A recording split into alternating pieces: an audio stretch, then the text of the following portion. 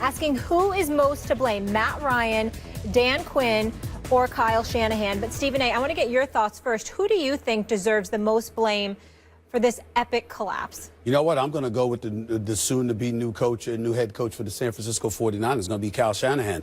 Now, obviously, Quinn gets some of the blame as well. The buck stops with the head coach, and the head coach has a lot to do with it. We understand and we respect it and appreciate that. But Kyle Shanahan is the guy calling the plays offensively. He's the one that's been paraded all over the airwaves in terms of his personal relationship with Matt Ryan and how they've cultivated with one another. We get all of that. I'm looking at a running attack that was running roughshod all over New England that suddenly disappeared. I'm looking at the fact that Julio Jones wasn't targeted nearly as much as he should have been. I'm looking at that. I'm also looking at the fact that after that catch by Julio Jones for 27 yards, where he tap danced on the sidelines before falling out of bounds, again, the very next play, a running play. Then after that, it ain't just that Matt Ryan was passing. That was like a 7-step drop, for crying out loud. He lost 12 yards on that sack. Why would you call that? And if you're going to call a passing play there, it certainly shouldn't be something that deep. And so when you look at it from that perspective, I think that to some degree it was a deer caught in headlights by the coaches. I think that Bill Belichick knew what he was going up against. We can look at Quinn as well, because Quinn is on the defensive side of the ball and he's responsible for both sides. So you certainly could give him more culpability.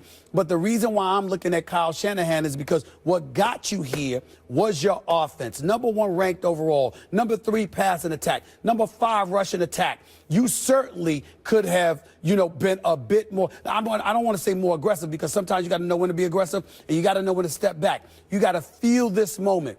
And I don't think they did that, and that's why I'm looking at him. They're all good choices, by the way. But the answer, in fact, is Dan Quinn. And you mentioned why. Because the buck stops with the head coach. Because you can point to follies all over the field. Look, Tom Brady tried to give them the ball a couple times. In the red zone, he tried to give them the ball. They didn't seem to want it. You could point to the defense. You could point to all kinds of missed opportunities and different plays, etc. But sometimes there's a uniquely high leverage moment in a game that will decide the outcome of that game. And that was when they were in field goal position. They were in field goal range. And all you had to do was call 2 running plays, and you were overwhelmingly likely to win that game. And instead, they don't. Now, you can blame Kyle Shanahan. He's the offensive coordinator. Here's the problem. And this is why it's uniquely, in this case, also Dan Quinn's problem, Stephen A. Smith. He had just been on the coaching staff on a team that handed the Patriots the Super Bowl, according to what you call the worst play call in the history of the NFL, really, because if it's the worst in the Super Bowl, it's the worst in the history of the NFL. And he was the the defensive coordinator on that team. Mm-hmm. And he watched as Darrell Bevell made the wrong decision, and he was powerless to do anything about it because he's a coordinator on the other side of the ball. The buck doesn't stop with him then. And you would think that he had to be thinking to himself in that moment, when I am the head coach of a team, I am going to make sure, if I am ever in this position, that I don't get this wrong. Like, he just experienced it in a way that, like, you touch the stove and get burnt, but even beyond that, because he didn't have control over that situation, he had control over this situation and allowed the offensive coordinator on the team once again to make the wrong call, not once, but twice consecutively in the game, where now he's the head coach. I'm sorry, that was the moment that absolutely determined that game. It was in Dan Quinn's power to stop it, to make it turn out right for him. He decided not to. The buck stops with him. The buck definitely stopped with him. Nobody could argue that point. I guess what I'm looking at, Max, is the fact that Kyle Shanahan is trying to become a head coach.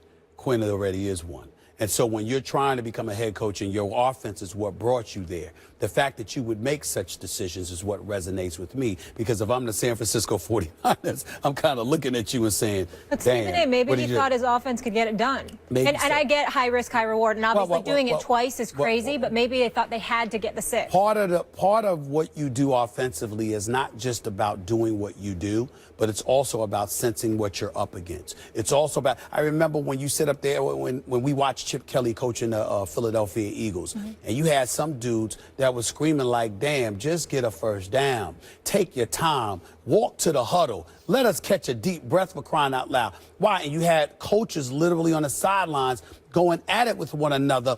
It wasn't just because of schemes or whatever the case may be. It was because we need a break. We understand what's going on here, and you're just going to throw us to the wolves, cut us some slack. I'm saying if you're Shanahan, as an offensive coordinator who's about to be a head coach, by the way, a head coach who's about to get a 6-year deal, because we know if John Lynch got a 6-year deal and he's never been in the front office executive a day in his life, then we know good and damn well Kyle Shanahan's about to get a 6-year deal as well. So I'm looking at it from that perspective, and I'm saying, you know all of this. You see what Tom Brady is doing. You see the momentum shifting. More importantly, you know your players well enough to look into their eyes and know what time it is, even though you were up in the booth. You know this. So you got to take all of those things into consideration, because essentially right now, this is going to be in your hands. Why do I say that? Everybody's making noise about Atlanta's defense and what Atlanta's defense did the second half of the season.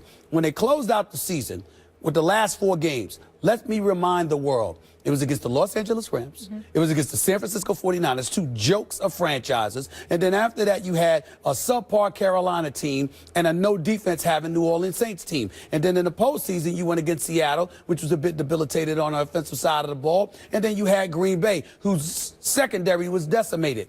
So all of those things were nothing compared to what you were faced with yesterday. Knowing that, you got to feel all of that and go forward. Second point about Dan Quinn. So, one, he should have learned from his Seattle experience. Yeah. Now the buck stops with him, and how he let that happen again when he had control over the situation is beyond me. The second thing is he got totally outcoached in the second half of the game. Belichick went and made adjustments, right, especially on Julio Jones. And suddenly, it's not just that one phase of the game. Look, if the offense wasn't clicking, fine. Yep. Blame Shanahan. They were getting destroyed on offense, on defense, and on special teams. That's all 3 phases of the game. Now, you could say, well, players have to make the plays, and that's true. But ultimately, the only one person who has some control over all 3 phases of the game is the head coach. So not only in the moment of truth did he blow it, and by the way, I'm not against Dan Quinn. I wish him the best.